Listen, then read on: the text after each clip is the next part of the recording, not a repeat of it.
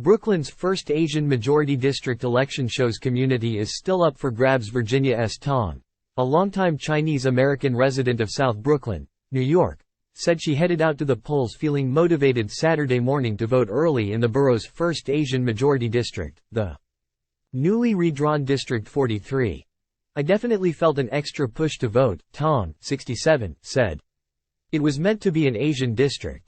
Although Democrat Susan Zhuang won over Republican Ying Tan in Tuesday's city council race by a large margin, experts say the Asian vote in District 43 is still up for grabs. Though from different parties, both Zhuang and Tan had very similar platforms, emphasizing increased police presence and railing against undocumented migrants in the city.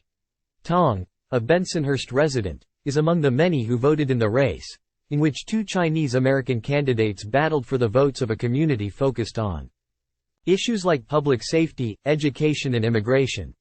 Zhuang's policies have been considered similar to those of both Tan and Vito Labella, who was running for the Conservative Party.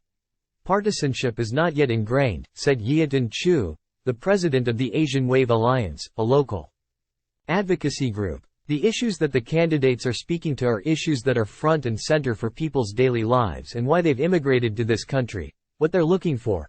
The area, re-districted in 2022, now includes sections of the Sunset Park, Borough Park and Bath Beach neighborhoods. Its median household income is $59,479, compared to $70,663 in New York City at large. District 43, an area once heavily Italian-American, was redrawn to reflect the burgeoning Asian American, particularly Chinese, community, who constitute more than 53% of the population there.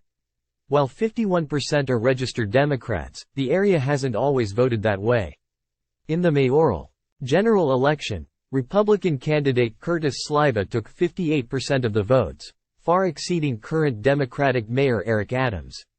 And in the governor's election, GOP candidate Lee Zeldin similarly won overwhelmingly over current Governor Kathy Hochul. "I don't know that the Asian contribution to the past two races was necessarily because they wanted to vote Republican," Chu said. "It was because the Republicans did a very good job in doing the outreach into this kind of new-ish voting base. A mix of second- and third-generation Asians in Bensonhurst and brand-new immigrants in Sunset Park. It's an issues-focused community," Chu said. Time equals 400 ms. Greater than. "Most of the people that live in District 43 are not really paying attention to national politics," she said. "People that are trying to make a living, with jobs and family and kids, they don't have the bandwidth or really the mental space for anything beyond local issues. Nationally, Asian Americans tend to lean left."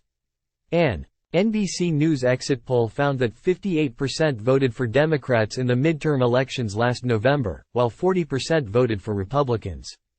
And a 2022 Asian American voter survey found that while 44% of Asian American registered voters thought of themselves as Democrats, 29% considered themselves independent. Chu pointed out that immigrants are particularly vulnerable during their first few years in New York, and with heavy reliance on ethnic communities come congested neighborhoods and tightly packed housing. A lack of language access elsewhere in the city also keeps them to their tight-knit communities, she said. Navigating systems for government aid, their kids' schooling and even elections poses challenges, she said, especially given that many in the district are lower income. "I wouldn't say these are partisan issues," Chu said. "These are just impacting their lives." Many Asian American families, for example, have supported the city's specialized high school exam as the sole criterion for entry into prestigious public high schools. But the state's Democrats have heavily criticized the exam for contributing to further segregation in the education system.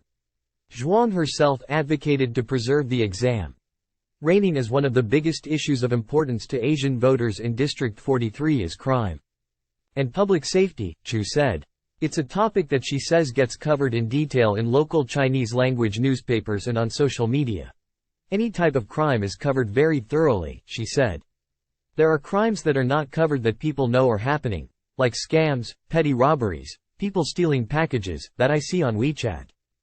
Doorbell cameras that have people taking packages, those are things that are circulated on a routine basis. Emphasis on added policing after the heightened number of anti-Asian attacks during the pandemic also might have moved the voting bloc more to the center. For the most part, people support cops. They don't like defunding police. They don't like bail reform, Tong said. People are scared. Zhuang, who captured more than 58% of vote, told NBC News ahead of the election that public safety was at the heart of her campaign. She called for stronger police presence and more law enforcement funding and recruitment in the area. She also strongly opposes the presence of migrant shelters in Sunset Park, arguing that asylum seekers are the federal government's responsibility, rather than the city's. We want to help people in the district first. We already have a lot of people in the district. Undocumented, and they are not being served. And you want to put more people in my district? Without providing us the resources? Zhuang said. That's what I'm fighting against. Tan, who was the runner-up Tuesday with 26% of the vote, took a similarly tough stance on undocumented migrants in New York. She told NBC News last week that an influx might leave less money and space for the city's homeless population. This is not going to end unless you close the border, she said. Though Zhuang's views were similar to those of her challenger Tan, Jerry Guatemala, director of the Democracy Program at the Asian American Legal Defense and Education Fund, said Zhuang's past working in politics most likely helped her win. She was a community liaison, Guatemala said. She's sort of done the work. She's been in that role for a long time. Guatemala says that the area has been considered a bit of a swing district, in part because of issues like crime and education, which have quickly become the community's priorities. Tong, a registered Democrat who didn't vote for Zhuang, said Zhuang appeared to spend more face time with the community, regularly appearing at events and talking to patrons at restaurants. A strong ground campaign appeared to make a difference among Asian Americans, she said. Every polling place I went by, there were signs for her, Tong said.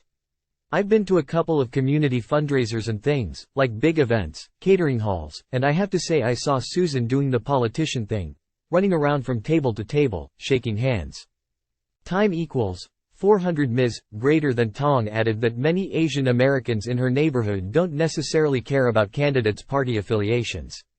And some fellow Chinese Americans she has encountered, particularly seniors, refuse to register. They don't really follow Democrat or Republican.